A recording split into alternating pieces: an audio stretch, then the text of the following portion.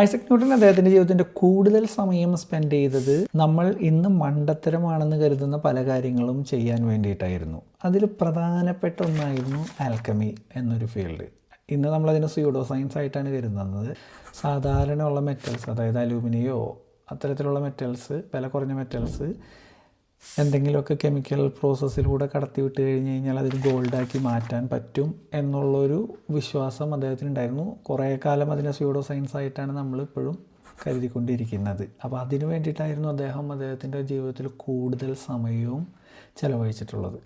അതുപോലെ തന്നെ നമ്മുടെ ഹാരി പോട്ടറിലൊക്കെ പറയുന്ന ഫിലോസഫർ സ്റ്റോൺ എന്ന് പറയുന്നൊരു ഇതിൽ മിത്തിക്കലായിട്ടുള്ള എന്തോ ഒരു എലമെൻറ്റ് നമ്മളിലൊക്കെ ഉണ്ട്. അപ്പോൾ അതിനെ പുറത്തെടുക്കാനുള്ള ശ്രമങ്ങൾ അദ്ദേഹം കുറേ നടത്തിയിട്ടുണ്ടായിരുന്നു. അതുപോലെ തന്നെ ഈ പ്ലാനറ്ററി മോഷനും ഗ്രാവിറ്റിയും ഒക്കെ അദ്ദേഹം കണ്ടുപിടിക്കുന്നതിനോടൊപ്പം തന്നെ അദ്ദേഹം പറഞ്ഞു വെച്ചിട്ടുള്ളൊരു കാര്യമാണ്, ഇതിനൊക്കെ ഒരു ഗ്രാൻഡ് ഡിസൈനർ ഉണ്ട്. ആ ഗ്രാൻഡ് ഡിസൈനറുടെ പ്രൊഡക്റ്റാണ് നമ്മൾ കാണുന്ന ഗ്രാവിറ്റിയും അതിനെല്ലാം നിലനിർത്തുന്നതും എന്നുള്ളത്.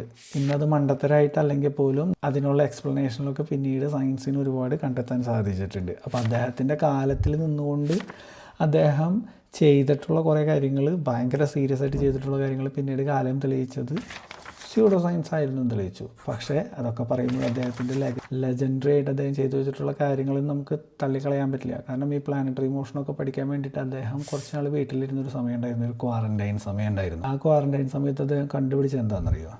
Integral calculus. അതായത് മാത്സിൻ്റെ ഒരു ഫീൽഡ് തന്നെയാണ് ആ ഒരു ക്വാറൻറ്റൈൻ കാലഘട്ടത്തിൽ അദ്ദേഹം കണ്ടുപിടിച്ചത്.